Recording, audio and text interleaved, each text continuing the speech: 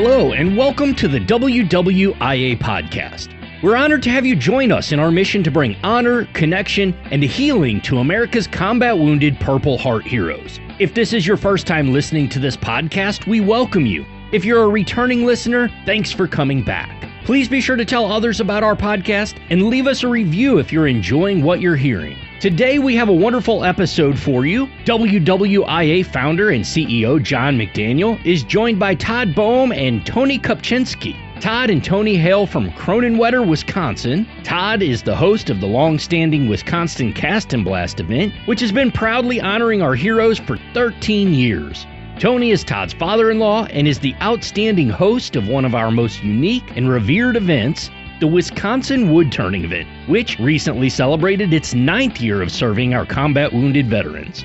Todd and Tony have a tremendous heart for our heroes and have made a tremendous impact and difference in their lives over the years. We're honored to share their thoughts, experiences, and WWIA journey with you today. Without further ado, let's join John, Todd, and Tony now.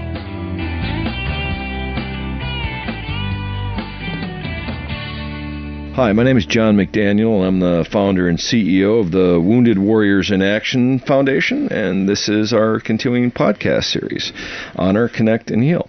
And today I have two very special guests with me, Todd Bohm and Tony Kopchinski. Kopchinski. I did it again. There it is.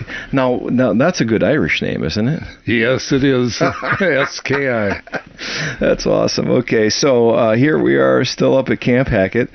And Todd and Tony decided to come up here, and so for a little visit, and they've been up here for, I don't know, they got in this morning. They've been here for a few hours. We've already been out on the property. We had blueberry pancakes. Awesome, yeah. And bacon and blueberry pancakes. The heroes are here, and they're just getting ready to head out on another event. When you guys showed up, they were out there goose hunting.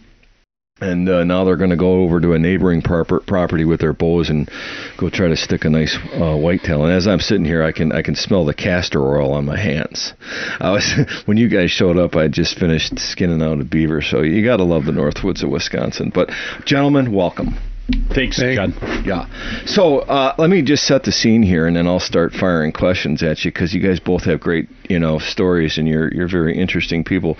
But for those that don't know, Todd and Tony have been supporting the foundation for a long time, and Todd.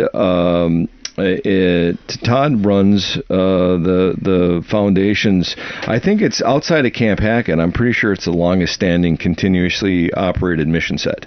I think Camp Hackett obviously started 17 years ago. You're on like 12 or 13? Yeah, 11, 12? This will be year 13 with 1 year off with COVID, so right. 14 years. So 14 years at it. And you do a cast and blast and turkey. And also you go fishing with them, right? Yep, that's so like you said, we do a spring event. It's usually the end of April or May, and primary focus is eastern turkeys, turkey hunting. Yep. Once our heroes are hopefully successful with that, they also have the option then to go fishing. Whether it's walleyes or whatever. Yeah, and so you guys are outside of Wausau, right? But I always get the name wrong. Is it Kronenwetter? What is it? Kronenwetter? Kronenwetter, yeah. It's Kronenwetter? Kronenwetter. It's a suburb of Wausau, really, is what it is. So Wausau is really kind of the line of demarcation, right, where they say the Northwoods starts. That's kind of That's true. what you all say, yeah. And Tony, your daughter's married to Todd. Correct. So that makes him your son-in-law. I'll admit it. I don't know if he will. I love it. So here's the deal. This is what's super cool. Like Tony, you reached out to us. I don't know. I'm just gonna say 3-4 years into what Todd was doing, and said, "Hey, listen, I'm a wood turner." That's what you said, and you said, "I think."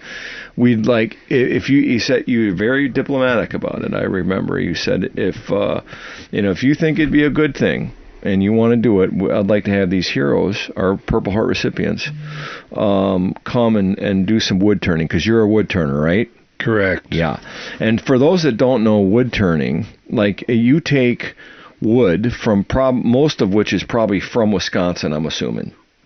From all over. I've got warriors from way down south that will send me wood from down there too. So that's going on now. So because of the warriors, I'm getting some things pieces of wood that I never would have had a chance to turn. That's super cool.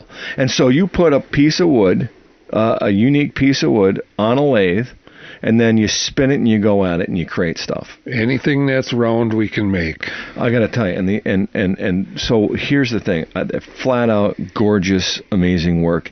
And when you approached me and said that you wanted to do this, I thought to myself, okay, because this is where most organizations, to include nonprofits, get in trouble, as they start straying from their mission. Okay, and at the time we hadn't done anything besides hunting and fishing, and so I said, what's my mission? Provide world-class outdoor sporting activities to our nation's combat wounded Purple Heart recipients, to honor, connect, and heal, sort of thing. And I'm like, wood turning, geez, this is a non-standard mission set. But the nice thing about it is that what's happening now is these guys are loving it. And they're doing it, and they're using their hands, and they're creating things. And the feedback that I got from the first time that they did a wood turning activity to the present time was nothing but phenomenal. So I want to thank you for having the idea and getting these guys involved in something that's it's outside of the traditional mission set for us, but it's something that I think there's some pretty good value there, wouldn't you say?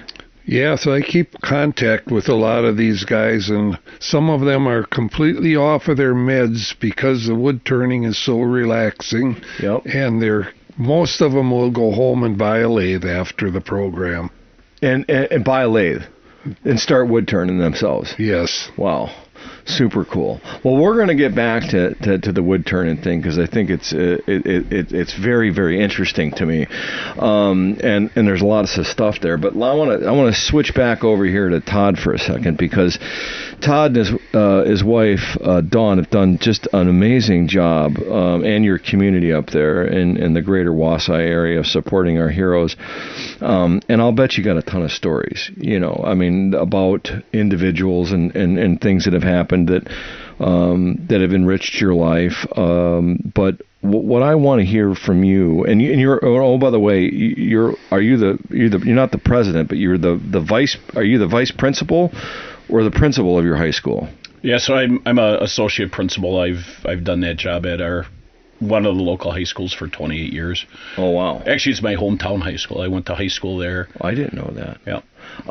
So let's pull this back just a bit here. There you go. That's better. Okay. So anyway, what I wanted to touch on is that you have a PhD. I do. You are a doctor. I don't look that smart, do I? Yeah, you are. You're one of well, you don't look that smart. That's funny. I used to call those guys 100-pound heads. You got a PhD. That's pretty impressive, right? And so, you're at the high school. You're working at the high school where you went to high school, and you're also a football coach, aren't you? I coach varsity football and varsity track. And track. Yeah, that's right. 35 years. 35 as a years. coach. Well, God bless you. That's a special person that'll do that. It really is. And thank you for that, too, because I think, some of the most impactful people in my life were coaches. I was heavily involved in sports in high school and as a youth. And I look back on my time growing up in the formative years, and I just... coaches pop up in my mind, and being once a coach, always a coach, right? You're never going to grow out of that. That's part of who we are. Oh, absolutely. And, right? Some of your most stressful times, but times that I would never trade them in for anything. Yeah.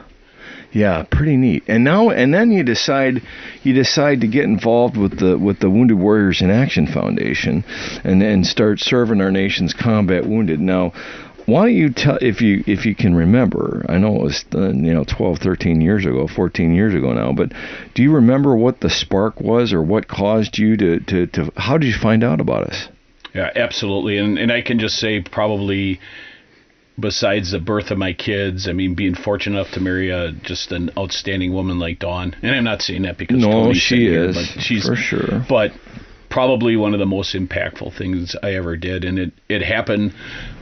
You had written, or you had a reporter from On Wisconsin Outdoors. That's right. Which is a newspaper outdoor tabloid that comes out in Wisconsin. Do an article on your vision and kind of where you were going, and I read that article in, I think it was 2008 or 2009. Yeah. And a couple of things struck me when I read that article. That you had thrown a number out that at that point we were involved in 2 very contested armed conflicts with Iraq and Afghanistan, and I think the number you had thrown out was 50 or 60,000 wounded combat heroes from those conflicts that were coming back to the United States and were really still broke in a lot of different ways, and even though maybe physically they had recovered from their wounds, we're still dealing with a lot of the mental part, and that really struck me, and just the mission that you talked about, where using the outdoors, using hunting and fishing as a way to help heal these heroes. So I read that article and I was like, wow. First of all, that's an awful lot of people, and I'm a high school administrator. I was a social studies teacher before I became a principal, and so I've always been fascinated with history. And you look back at the lesson of the Vietnam War and how our veterans were treated when they returned, and it struck a spark in me, like that back to that statement about those who forget the past are condemned to repeat it. And I thought to myself, we're doing the same thing that we did in Vietnam. We're walking away from these heroes who are willing to give their life to protect an American ideal, and we're doing the same thing to them. And I can step up. I can do something. Yeah. I love to fish and hunt. It's a perfect vehicle in my mind of being able to, and if I help one person, then it's totally been worth it. Yeah. So after I read that article, I reached out to you. I don't know if I emailed you or called you, or I think there's a thing at the bottom that said if you're interested in helping, reach out. Yeah. So I called you, and I think we bonded right away, and we had a great relationship. And I just said, I'm willing to help. We can do something. Here's what I would like to do. Yeah. And it's been an awesome ride. Like I said, it's one of the most impactful things that I've ever done. Yeah, well, you're doing a great job, by the way. You really are. The reports from the field from the heroes, and the guides that you've spent time with, there's just nothing but very, very positive, and the results are great. You guys kill a lot of turkeys and you catch a lot of fish, but as we know, that's sort of like a byproduct of what we're really trying to accomplish here, which is, like you said, welcome them home, help them return to some degree of normalcy. Of course, Tony's doing the same thing there at the woodturning, and the networks that these events spawn, and there's really connective tissue between. And I'll bet you stay in touch with a number of these guys, directly or indirectly. And Tony, you probably do the same thing, right? Without a doubt, yes. Yeah. Emails and phone calls and whatnot, and you see that right there, that connect piece. So our little tagline: honor, connect, and heal. Honor what they're doing. And if you provide a world-class outdoor sporting activity that you've been planning for months, and pouring time, energy, and resource into it, energizing your community, getting people involved to support this mission, that's honoring them.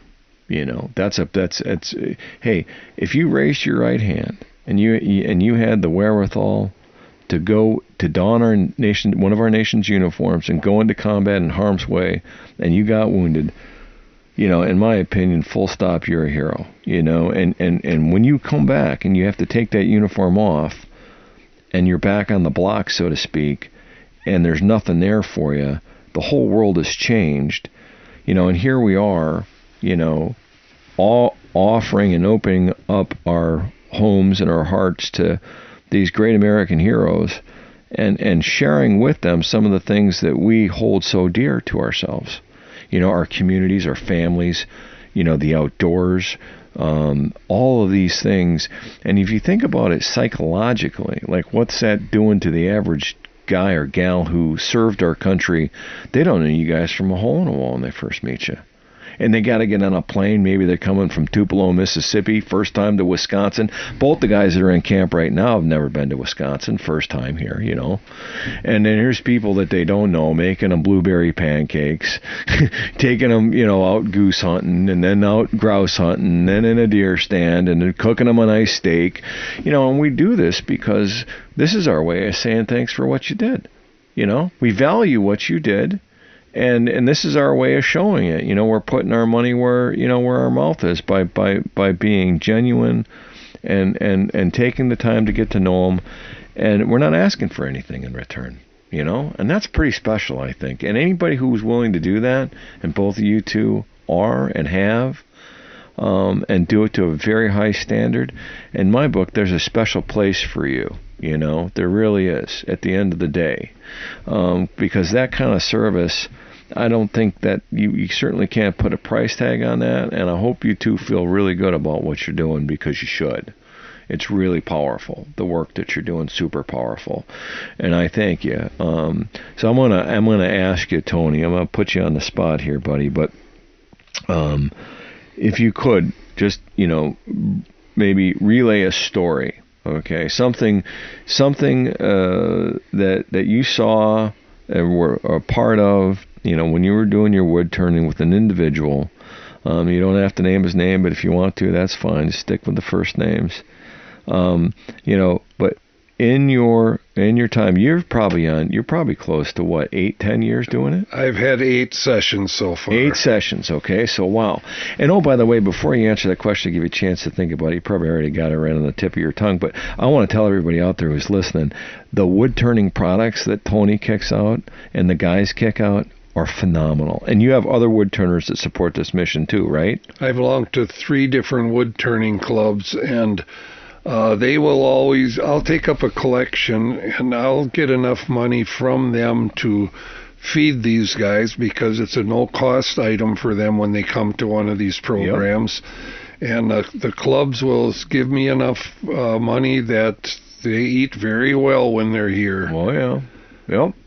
So, but you brought some, 5 or 6, items with you here, okay? Sponsor plaques. So this is what we do. So everybody who's out there, I'll tell you, these things are phenomenal, okay? They take our coin, our challenge coin, and they embed it in a turned a piece of wood, a beautiful piece of wood, and sometimes it's epoxied, sometimes it's inlaid. I mean, they're very creative and very ornamental, functional, beautiful pieces that you could hang on the wall, put on your desk, a little possibles box, a place for your keys. Something that.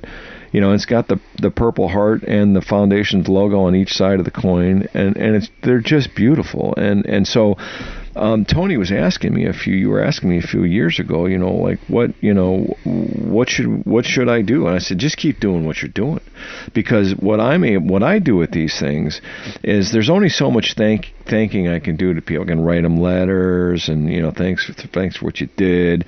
But we've got some people in our network now that have been supporting the foundation for many, many years and have just done some amazing things. That cumulative support, and we use those beautiful items as recognition awards. Sometimes somebody may pop with a big check, and I go, well, we got to do something, besides just say, thank you. And people say, don't spend your money on it. We're not spending money on it. This makes us feel good. This is why we do this, so that we can say thank you to all the great people across the country who are empowering this mission. So they're just amazing pieces of artwork, and some of them are. Is it burled? Is that the right word? Burl, B-U-R-L, on a tree. Burl, yeah. There's an ugly scab that's beautiful inside, but you have to figure out how to get it out of there. Yeah, so it looks like a big knot, right, or a bump or a growth on a tree. And so if you haven't seen these things, these burls are aberration in a tree of some sort. I don't know. How do we know how they grow like that? If we knew how, we would promote it because they're beautiful. They're beautiful, yeah. So anyway, it looks like some of them are as big as a beach ball, but most of them are about the size of maybe a basketball or a softball, even in some cases. Soccer ball, yeah. Just great to work with. Right. So you cut these things down, you dry them, and then eventually they get on a lathe, or you split them in half, and then you turn them on a lathe. Is that what you do? Some are cut in half, depending what you're making out of them. If you're making a bowl, you just got to get that bowl shape to start with, and then you turn everything away that you don't want. Right. Yeah, they are absolutely beautiful. Okay, so I sidetracked this. That's my job. But tell us about an event or a happening, a circumstance, something that sticks out in your mind regarding your work with these heroes in the wood turning. The thing that really sticks out for me is that guys that will come in and say, well, my legs are bad because there's an awful lot of roadside bomb injuries, and these guys will be standing in front of a lathe, and I'll say, let's go get something to eat, and they just, oh my gosh, it's that time already, I forgot that my legs were that bad. And that really helps. Because their mind's off it. You see, and there's something about, I don't even know, you probably know this, but a friend of mine once, who he's a reloader, okay? I'm an oil painter. He's a reloader, okay? We all like to do things with our hands. Something happens in the brain that releases, dopamine and some other chemicals that make you feel good when you're doing something creative and using your hands. It's true. That's it, definitely. And I think that's what the wood turning is doing for these guys. And there's an old adage, they say that the idle hands are the devil's workshop, right? And so when you can get these guys off and out of the home, off the couch, get off the phone and go spend a long weekend learning a skill set or polishing a skill set that they have or may not have ever had, and that being, in this case, wood turning, that's what they're doing. And I think that's what the attraction is. And they're working with their hands. They're working with something that was grown in nature, and they're producing something at the end of the day. It's pretty cool. Yes, it is. One thing that really gets me, too, is that we have the guys do a little write-up just before the event is ending, what they enjoyed about it, and every one of them mentions the bonding. Yeah. It's not just the event itself, it's the guys getting together. That they need that. Yeah. That's right. Well, this is what I've said, and Todd, I'm sure you've seen, it as well many, many times, but and you're a coach. So this idea of a team, right? And I want you to talk about that here in a minute, but I will say that two things. One, the one thing that I have heard, the one theme, the thread that you could just run throughout the foundation when it comes to having impact on the customer, the client, the hero, those that we're providing services for. What they say is, you put me back on a team, right? And now, how important is that? And the other thing I said, and I'll talk about suicide here, and I want to talk about it here because I think I think that's what we have to do. I think we have to mention it because, we're losing. They have been saying 22 veterans a day to suicide, and that is a crime shame, and it breaks my heart. And I was on a program not long ago, and the guy asked me, out of the blue, he said, "I'll put you on the spot, John. There's all this suicide happening with these veterans. What's the one thing, if you had to give anybody a piece of advice, what would it be?" I said, "Get on a team." right? So I want you to tell us about. I mean, you're a coach. You're all about team. I can just see it in you. I know that about you. But let's talk about our heroes and team and this bonding and this camaraderie that Tony mentioned. I'd like to hear from you, Todd, and from your perspective, how important is that, and what kind of things have you experienced firsthand in that arena? Yeah, certainly. Probably by far the most. The thing that sticks out to me, the thing that I walk away from every year is, and like you said, we've had great success. We've shot a lot of turkeys and we've caught a lot of fish, but that is so far from right.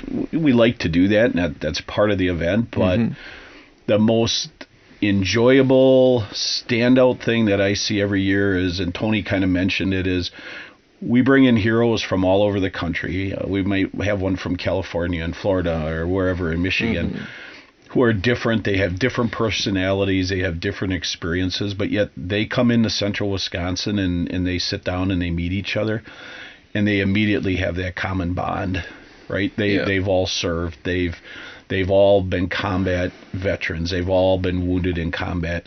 They understand the military way of life. And you take all these individuals and you bring that common theme back, right? And that's what a team is all about. I don't care if it's an athletic team. Right.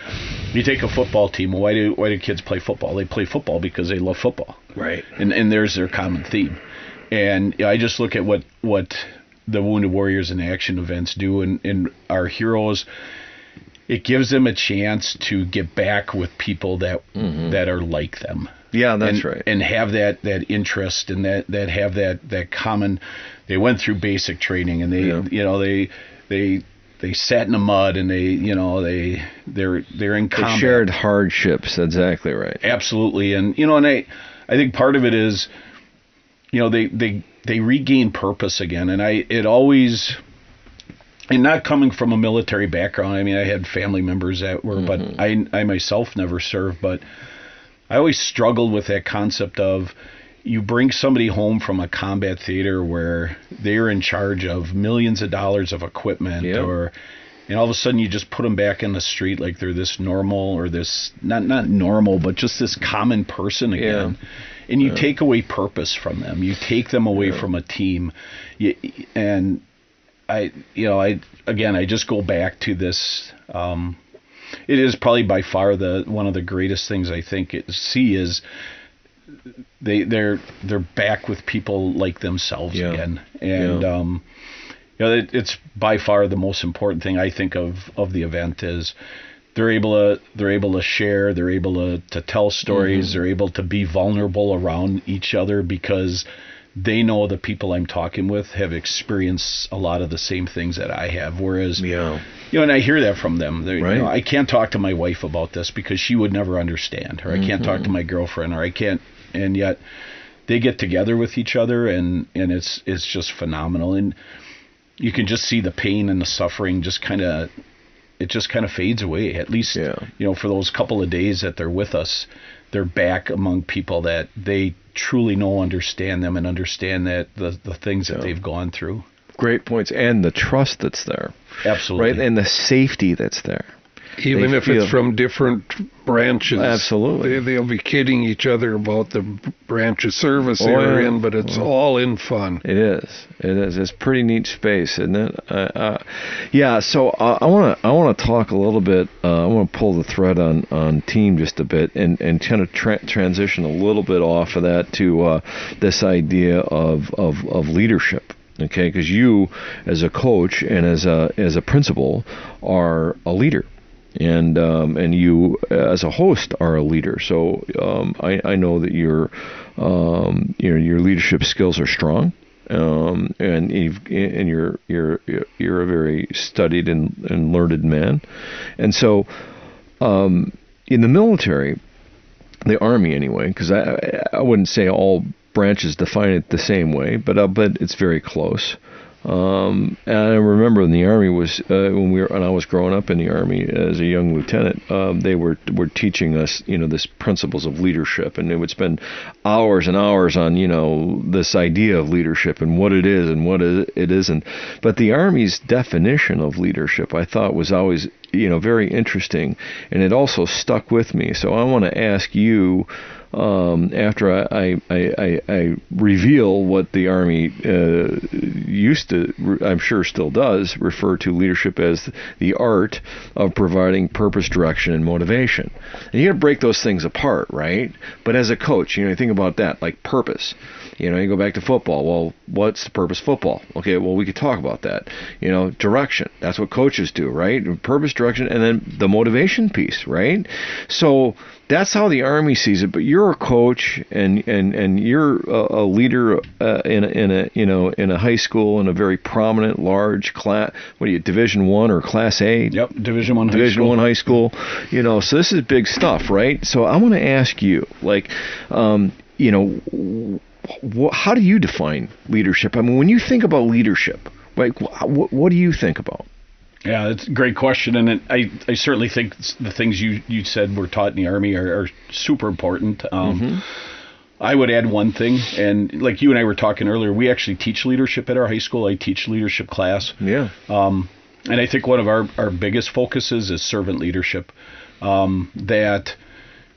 And I just told a story this week to our kids, a story about George Washington during the Revolutionary War, coming up to a group, an officer and his men digging trenches, and George Washington jumping off his horse and jumping in a trench with a shovel and digging trenches with the soldiers, and then sharing hardships. And walking up to the officer and saying, as a leader, don't ever be afraid to do something that you wouldn't do that you're asking your men to do. Yeah.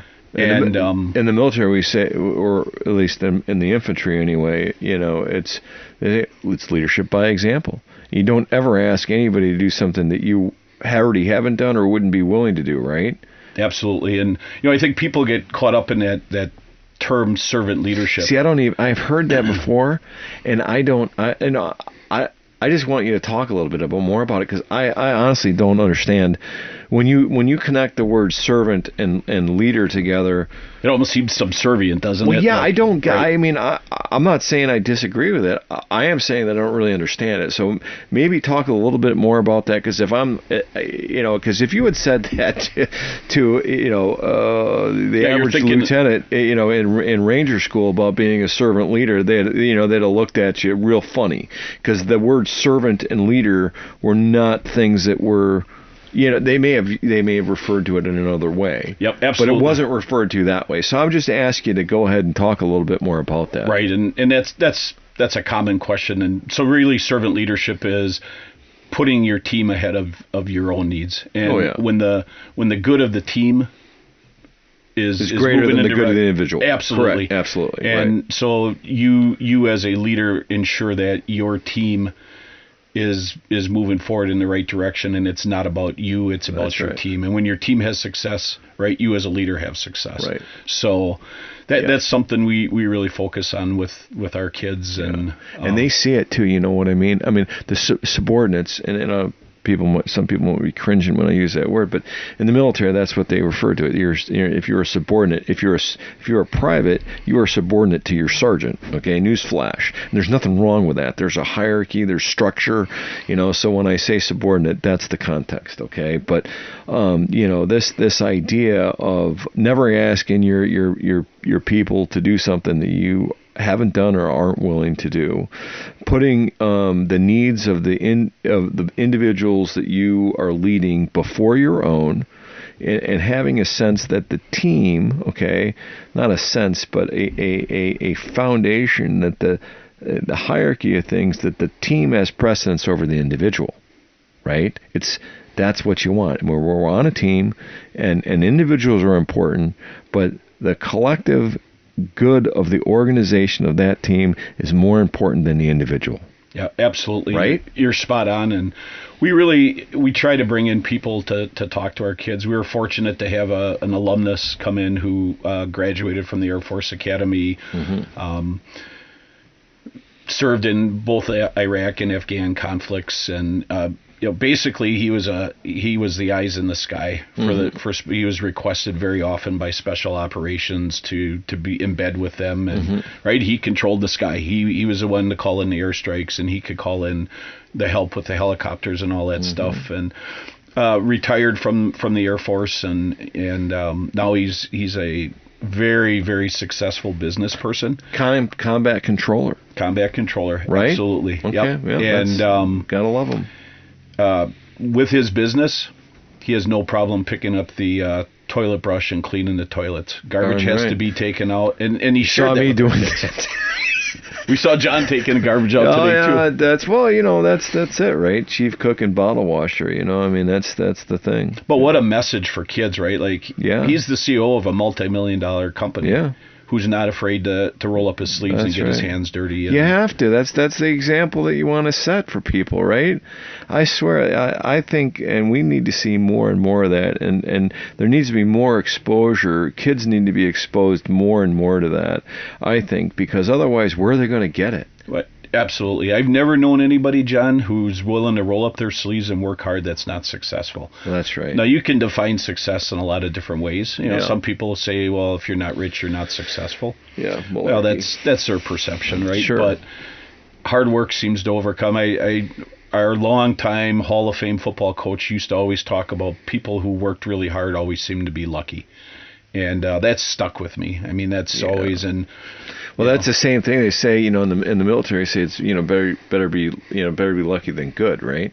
And it's kind of said tongue in cheek, right? And the way I always looked at it, this is what I always said, because I've heard it for, I don't want to say my whole life, but a lot of my life. Well, he's he's got lucky or this and that. No, what they don't see, 90%, probably 95% of what I do, nobody sees. It's like the duck. He's on the pond and everything looks cool and he's moving along, but underneath there's all this activity, right? And the analogy I always gave for whatever small successes I've had in my life is that, it's like bowling. I'm not a great bowler. Right. I mean, I enjoy it. My boys and I, go out and roll the ball every now and again. It's kind of a fun thing to do. But, this is what I say. I was thinking about this. I was like, I'm just really good at setting my pins up. Okay. I'm very careful. I know how to set them up. And so if I'm also practiced and a little bit lucky and I roll the ball right, they're all going to go down. But I'll tell you what, if you don't set your pins up right, I don't care how well you throw that ball, those pins aren't all going down. I don't care. And that's the thing. It's that preparation, right? It's that time that you spend. Nobody's watching me, and I'm like, okay, it goes on this dot right here, and this one goes right here, and I'm always setting my pins up. So, and practice rolling the ball so that when it's lights, camera, action, and I roll it and it happens to be a good ball, maybe all those pins will go down. They don't always go down, but I can promise you they all won't go down unless they're set up right. Yeah, that's the thing. You keep grinding, and I'm a grinder, man. Give me those people. Give me those people all the time. Hard to kill, and they're never going to go away. No, right? I'm never. I'm like a cockroach. I'm going to keep coming at you somehow, some way. I'm coming at you, and sometimes I'm quiet about it. I'm just like, okay, I'm not going to complain. It's all good. But those people they tend to always be successful, and I always tell people, and I don't, I know you gave me props for having my doctorate and stuff, and I'll But never, you're a grinder too. That's the thing, man. I'll never claim to be the smartest person, but I'll tell you what, you'll never outwork me. That's it. You'll never outwork me. I love it. I love it. That's right. Me too. I'm always looking for, for me, I think first it starts with understanding yourself. Right. Here we are talking about, leadership and work ethics and success and all of that. That's how can you lead if you don't have your own compass, right? Well, that's right. That's what I want to say for anybody who's out there, listening to this and you want to crack the code on leadership and success, which we all, I think, do and have to some degree. But really, I think it starts with a really good understanding of self, and what I've found over the years of in my life is that there's a lot of people out there that don't really understand themselves, And I think you need to really examine who you are, what makes you tick, what are your strengths, what are your weaknesses, and work on self-improvement. Absolutely. Or they try to be somebody that they're not. And, right. that fake front, I call it. Yeah. People see right through that. Subordinates. Kids, athletes, that's absolutely right. You got to be yourself. Absolutely. You got to be yourself. And that's right. So that's it. That I didn't expect us to talk about that today, but I like it. Love it. We could talk for days. I think leadership is. There's a former coach now. He's actually on the speaking circuit by the name of Steve Jones from Kimberly. Okay. The most successful high school football coach in Wisconsin. He won 70-some games in a row as a Division I. Kimberly High School, yep, which used to be Dogmans, right, of the Fox Valley. They were not very good. 5 Division I state championships in a row. What time frame are we talking about? Just retired last year from teaching. So within the last 8 years, 9 years. Oh, my goodness. Wow, okay. And, probably the one takeaway, he's one of those guys that you love to hate because I was jealous of him. God, they're always winning. Hard to beat. We never could beat them. What's he doing? That's what I always go when I can't beat guys. I'm like, what's he doing? He had the secret sauce, Johnny. You know what it meant? And it wasn't until I got to know him now, and I would hope to say that he would say I'm a friend now. Yeah. He talked about the one thing that, man, was always taboo in high school and love. He truly loved his kids. He had great relationships with his kids. Awesome, yeah. And he cared about kids. So. Right, but sometimes love's tough. I'm going to tell you something you might not want to hear. It doesn't. Love. That's the thing about that word and that idea, is that I think there's a lot of people that when they think of the word love or the idea or the emotion or whatever, they have it's all rosy hugs and right. They don't want to have the hard conversation. That's right. You got it. You have to have those conversations, and those are the hard ones. But everybody wants to avoid conflict. Yep. They do because it's uncomfortable. But I'm not that guy. And you don't parent that way, do you? Right? Sometimes you have to, if you truly love your kids. Yeah. Sometimes you gotta draw a line in the sand and you gotta call a behavior out, or you gotta hold them to a level of accountability. That's right. And you're right. As a society, we've gotten away from that. Everybody wants to be I want to be my kid's friend. They need a friend. No, they need a strong adult in their life who's a parent. That's right. Who truly loves them. Right. And they need to know boundaries. Absolutely. Okay, what's acceptable and what's not acceptable. And the same thing on the pitch, right? When you're the coach, you either did that right or you didn't do that right, or you did it someplace in between. But, the Bear Bryant approach, we're going to do that again, and we're going to do that again and again and again until we get that right. Right. And once we meet that standard, then I'm going to be happy and I'm going to say, okay, let's move on. And kids really, my whole thing is if you have strong relationships with kids and they know you truly care and you can throw that love word in. I tell my position kids all the time, I love you. Wow. And, and it's not that weird love, right? It's but if you have that relationship, you can hold kids to a level of accountability, or I don't care if it's kids or if it's a team or if it's adults.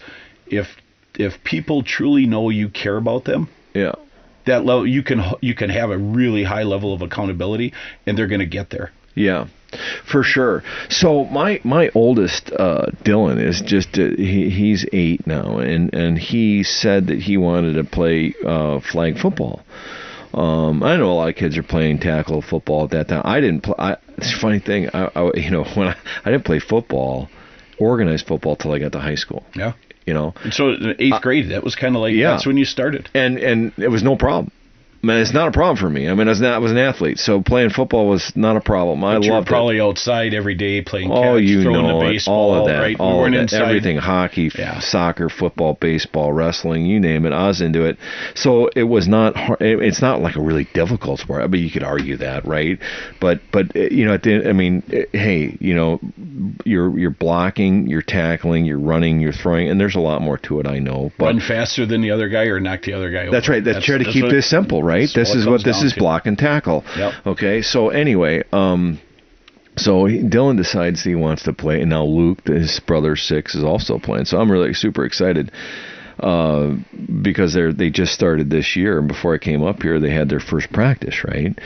And coaches, it's at the Y, right? And you gotta love it, So it's the YMCA.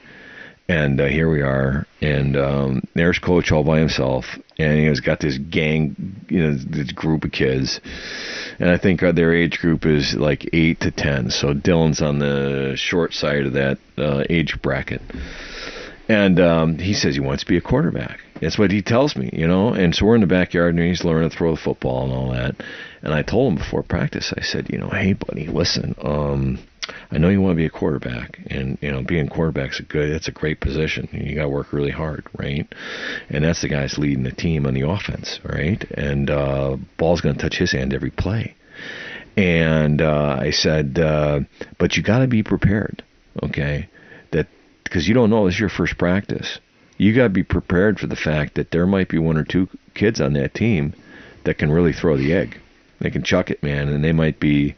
You might not. I'm just saying you should be prepared for not being the starting quarterback here, or even getting to play, because the coach might say, you know what, you got great hands, or I want you running the ball, or I want you on the defensive end, whatever that might be. You got to be. He's like, he took it. He's like, oh, I get. Yep, I understand, Daddy. No problem, right? So I was kind of shaping, right. That's the other thing we got to do, and leaders got to do too. I think is begin to shape expectations, right, for outcomes, right?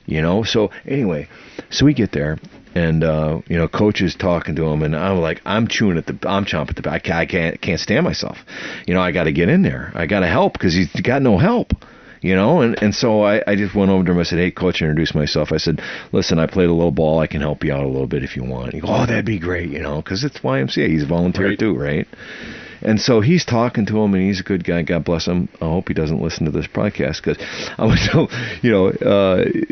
but I'll say it because it was true. He was talking to him. There's kids, they're staring off into space, and and it gets there because some of them probably never had a coach before. Absolutely. First time probably ever had to, and they're, oh, look, there's a bee on my foot, And I'm watching this, and I can't hardly stand it. I was waiting for him to flex his coach muscle, and he didn't. And this happened a couple times, and then so they were doing a defensive drill, and I was helping out. I got a little more active in it, and I wanted to emphasize a point. So I said, okay, everybody, come on in here, sort of thing. And they're first off, nobody ran to me because it's first practice. Nobody's ever, they don't know better, right? They don't know better, right? So they kind of saunter over to me, and there's some more, look, there's a butterfly, and there's a bee on my foot, and what's this thread hanging on, And I go, take a knee. And do you think they all took a knee? No. A couple guys took a knee, and other guys took 2 knees. Yeah, some guys still standing up, and I go, take a knee. I said, hey, take a knee. And I said it 3 times, and then eventually they're all on a knee, right? And some kids are like, you're right in the eyes, and other kids are, I said, no, hey, go, look at me. Hey, when I'm talking, look at me, right in the eyes. And every one of them, boom, right in the eyes. And they sat there and they listened to what I had to say. Okay, so this goes on, and all I'm saying is, right, okay, that when you're in a position, and you're in a leadership position, take charge, okay, and command respect, okay, and that's the way we need more of that. They respond so well. I don't care if they're kids or if they're adults. People respond well to positive leadership. People that are direct. Hey, we got to do this thing. You got to be motivated. You got to, and I was a little stern, but I was just wanting your attention. Right. I'm talking to you.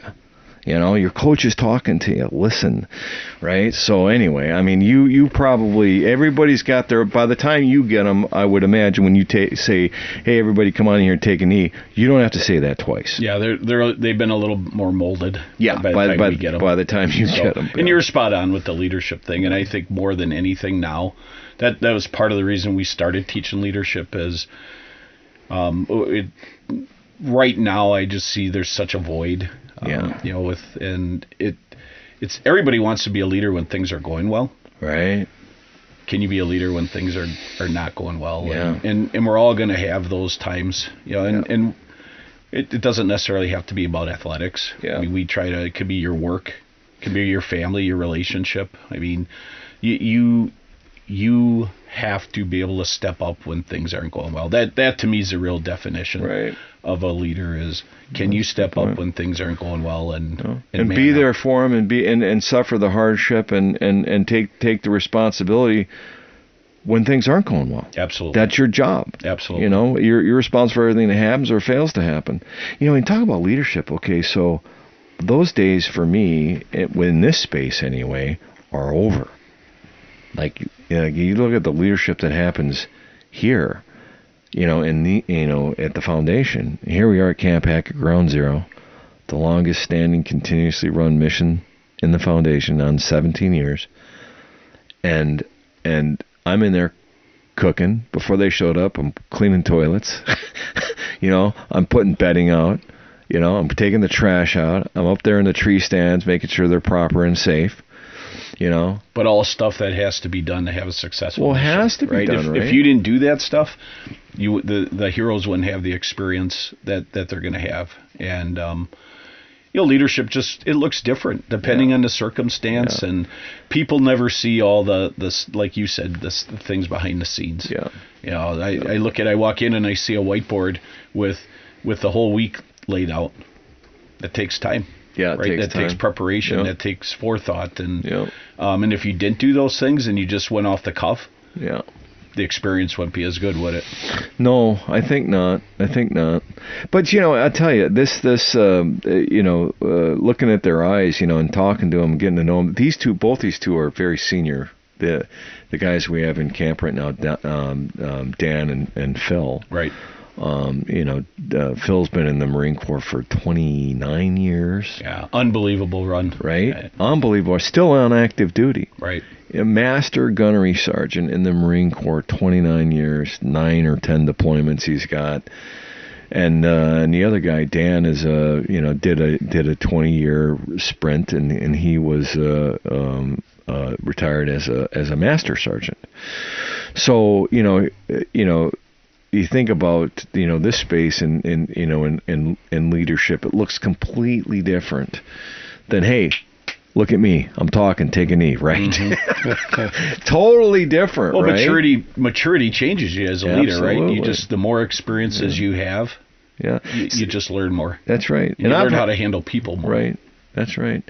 You know, and really, there's, you know, gone to the days of, hey, pick up your rucksack and follow me, you know, but there are times where pick up your rucksack and follow me is still important, you know, like, do as I do.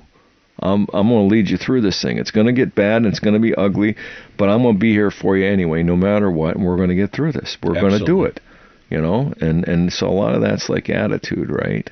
It's a reputation, too. You get a good reputation, they want to follow you. That's right. That's very true. And you think about your reputation, right? Think about that. Number one thing you have. Right. And you know what? You might be a fast runner, but there's one thing you ain't never going to outrun, and that's your past. Right. You know, and so when you're making steps, you know, and you're doing things and saying things, think about it, you know. That's why doing the right thing, especially when nobody's looking, is important, because it is your reputation.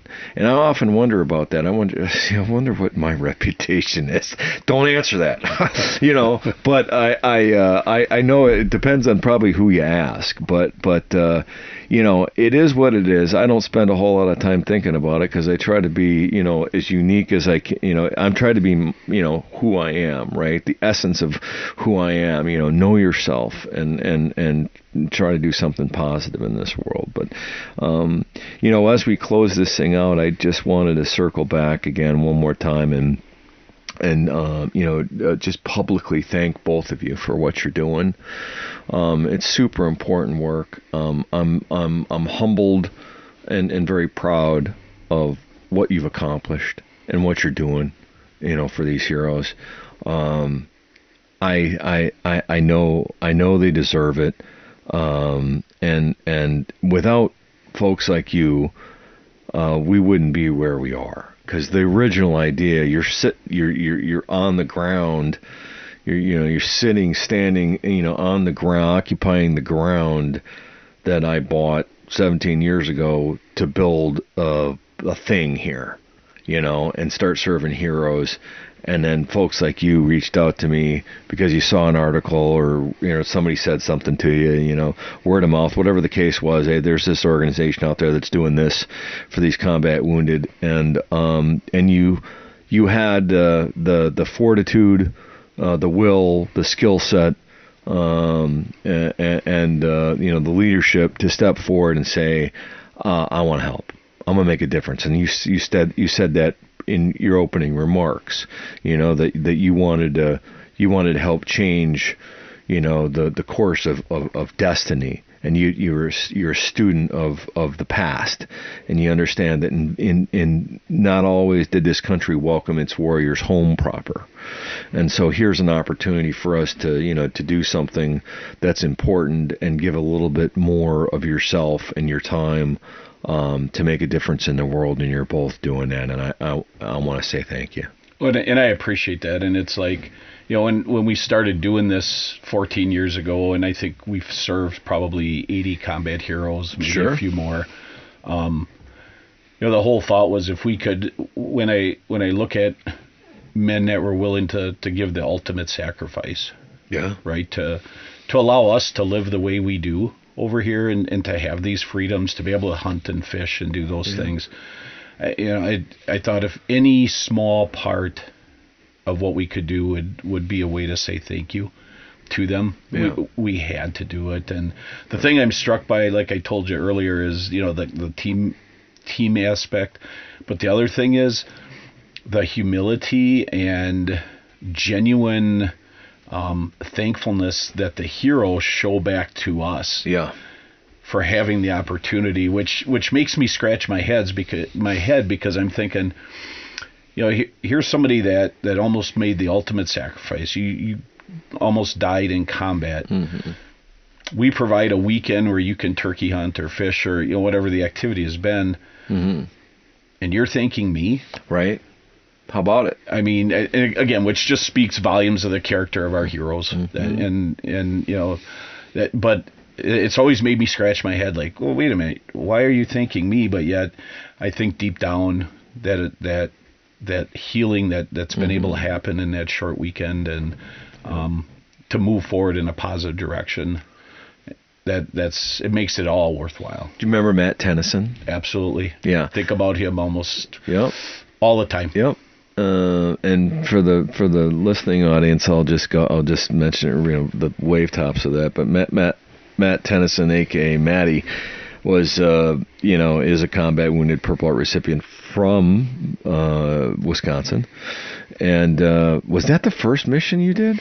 Or second? It was close to it. It was one of the first ones. 3 or 4. Yeah, okay. And I still remember you calling me and talking about Matt and how he had been somebody you really wanted to get on one of our events, and Matt and I spent a lot of time in the turkey blind, and Matt kind of poured out his heart, and I still remember the newspaper article that he had done, and when he made the comment of, this event probably saved my life.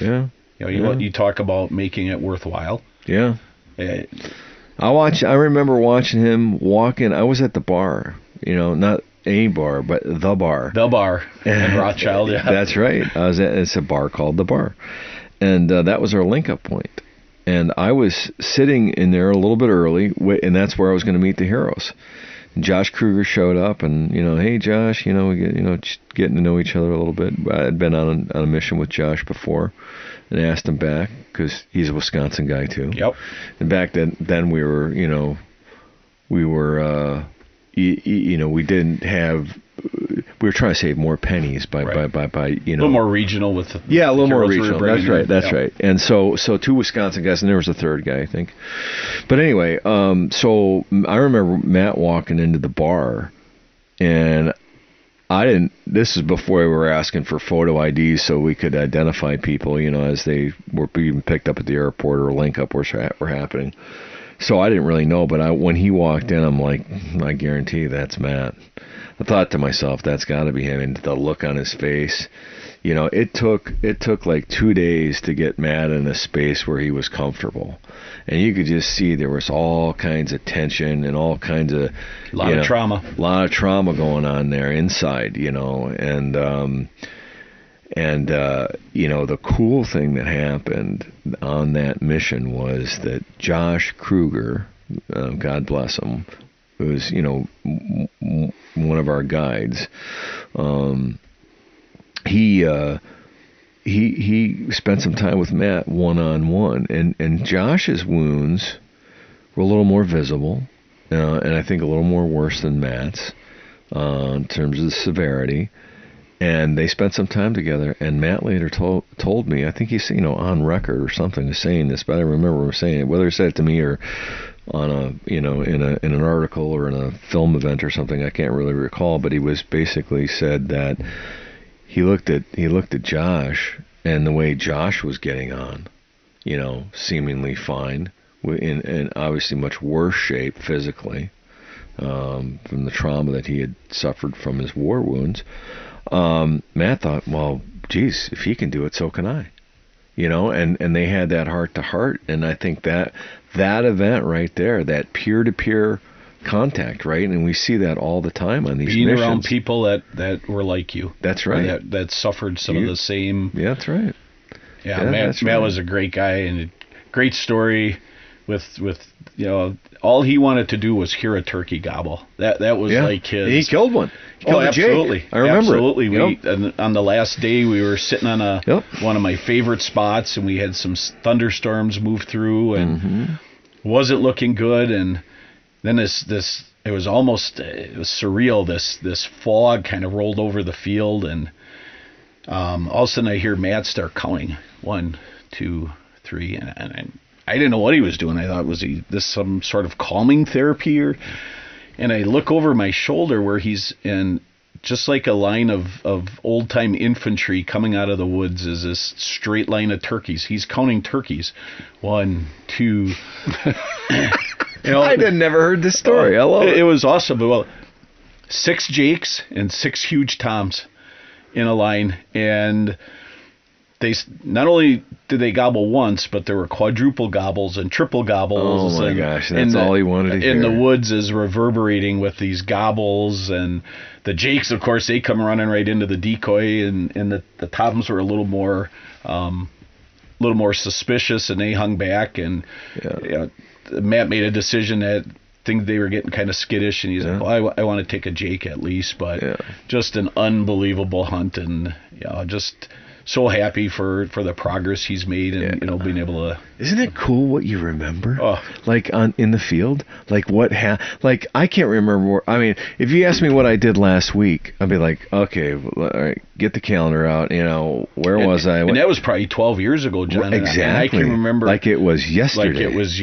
The sounds and the look of the field and those turkeys coming out. And, just awesome. That's so awesome. Makes everything worthwhile. It certainly does, and that's the good stuff. And I think that's part of the power, of the power of the great outdoors. But those kind of memories, and there's a lot of really super smart people carrying, lots of heavy degrees, we'll never get it.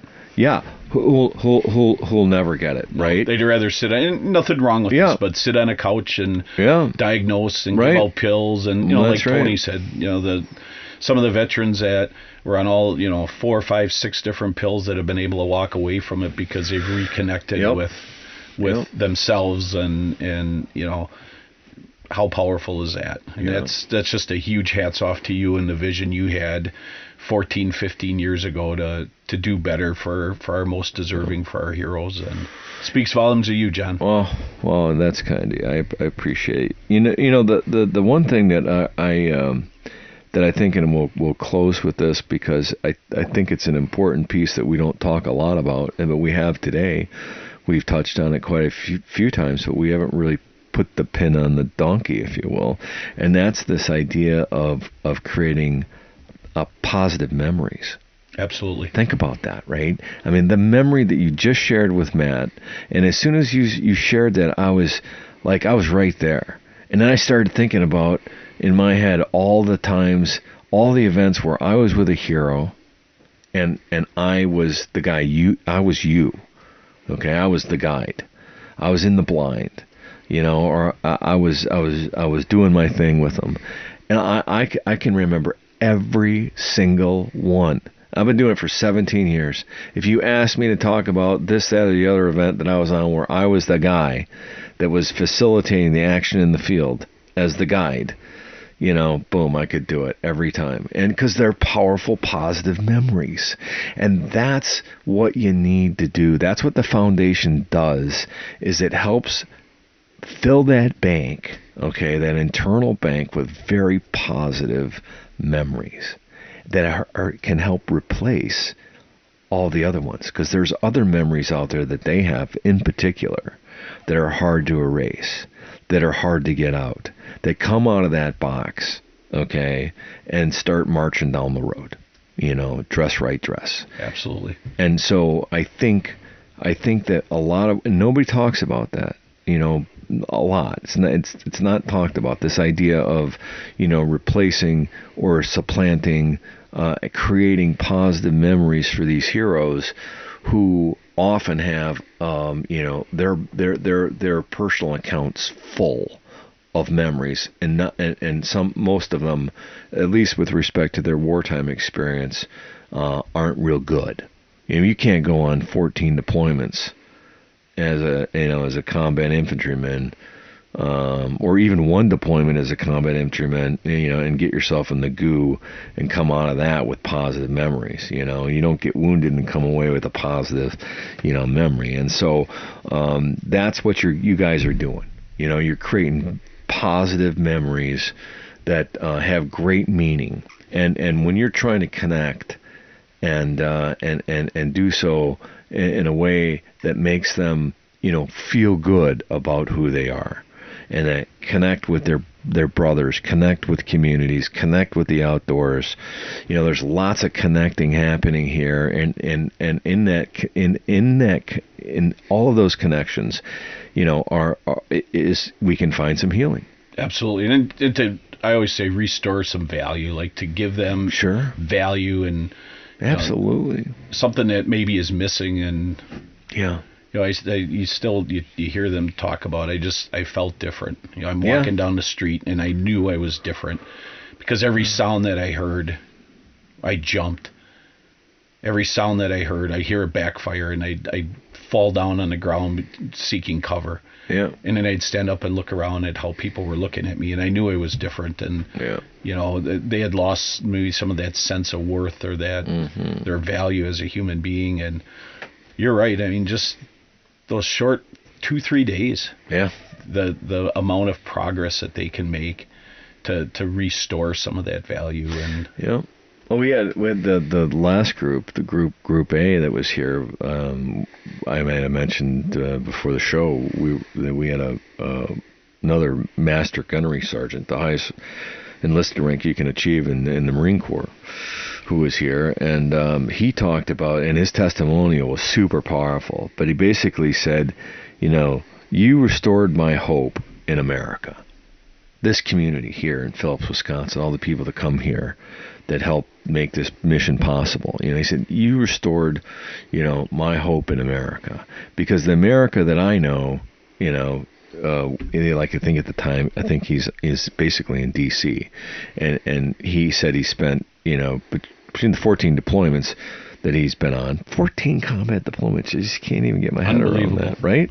2 Purple Hearts, unbelievable. Anyway, he goes between flip-flops between D.C. and the West Coast, California, Camp Lejeune, Camp Pendleton, and D.C., and he goes, that's the America I know, and I don't really like it so much, and then I deploy. So I'm either one of those two places, or I'm on a deployment and I'm fighting bad guys, or I'm training to fight bad guys.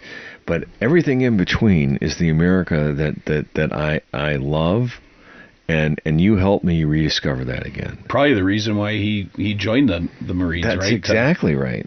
And that... Yeah, for this. Yep.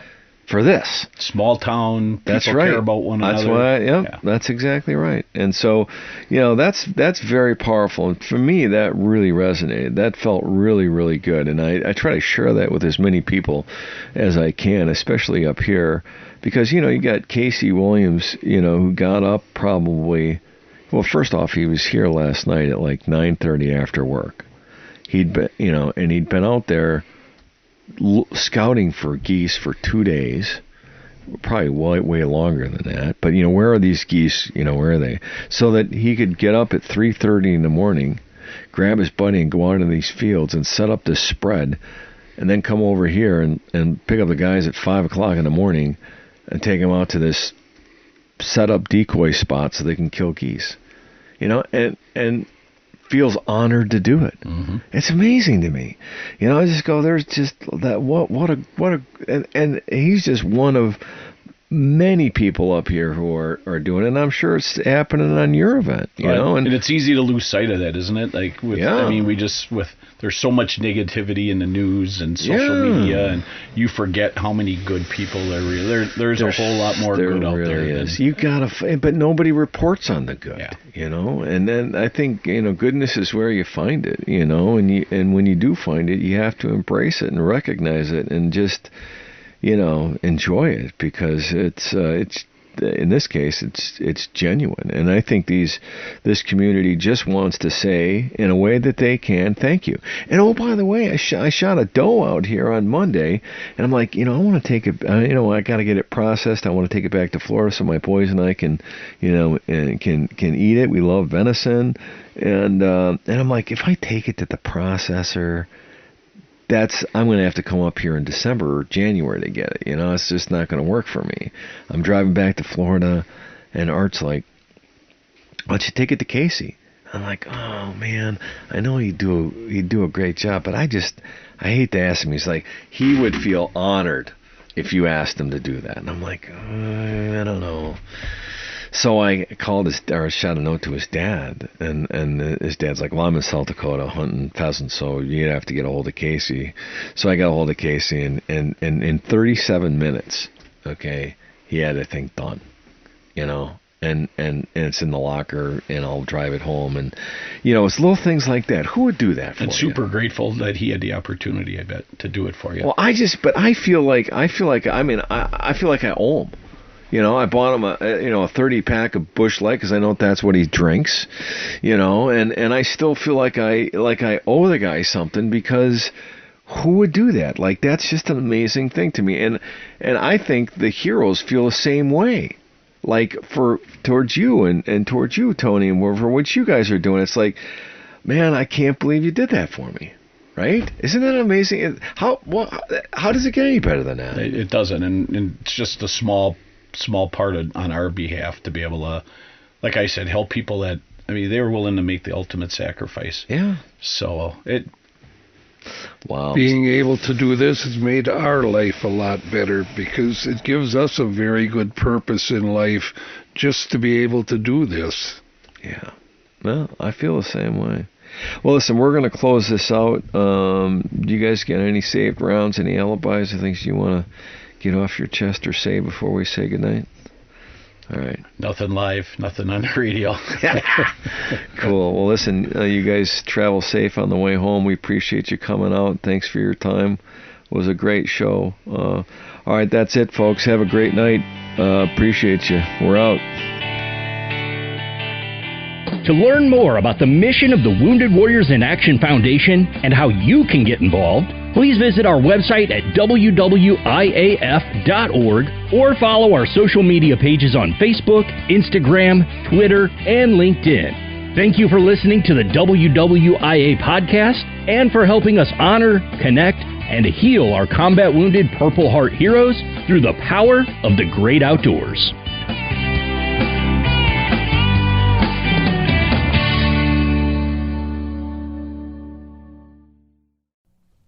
If you like what you're listening to here and would like to join our team in our mission to bring healing power and recovery to America's Purple Heart heroes, please become part of our Sponsor a Hero team by clicking on the link in the podcast notes or by going to WWIAF.org www.wwiaf.org/sponsor.